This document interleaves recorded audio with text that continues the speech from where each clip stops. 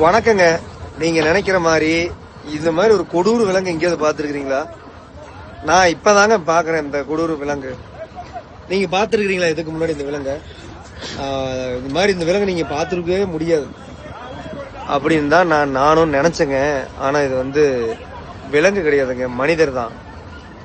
என்னுடைய கணிப்புப்படி பார்த்தோம்னா இந்த வீடியோல இருக்கிற மனிதர் நாயினால் கடிபட்டு இந்த மாதிரி ஆயிருக்கணும் அப்படிங்கிறது தான் என்னுடைய கணிப்பு.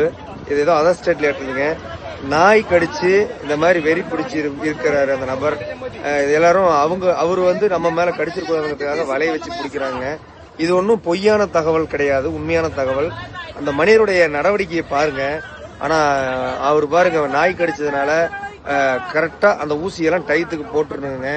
இந்த மாதிரி நாய் கடிச்சதுனாலதான் அவருக்கு ஆயிருக்கு, நல்லா தெரியுது பாருங்க. உண்மையாலுமே நீங்க இந்த மாதிரி நாய் கடித்தாலோ பூனை கடித்தாலோ பூனை கீறினாலோ நாய் கீறினாலோ கண்டிப்பாக கட்டாயமாக கவர்மெண்ட் ஹாஸ்பிட்டல் போய் நீங்க தடுப்பூசி போட்டுக்குங்க. தவறாம மருத்துவர்கள் சொல்ற அறிவுறுத்தலின்படி அந்த சீட் கொடுப்பாங்க, கரெக்டான டயத்துல ஊசி போட சொல்லி நமக்கு அறிவுறுத்தல் பண்ணுவாங்க.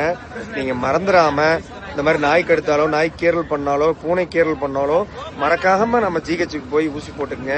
இந்த மாதிரி நோய் பரவாம தடுக்கலாம். நன்றி, வணக்கம்.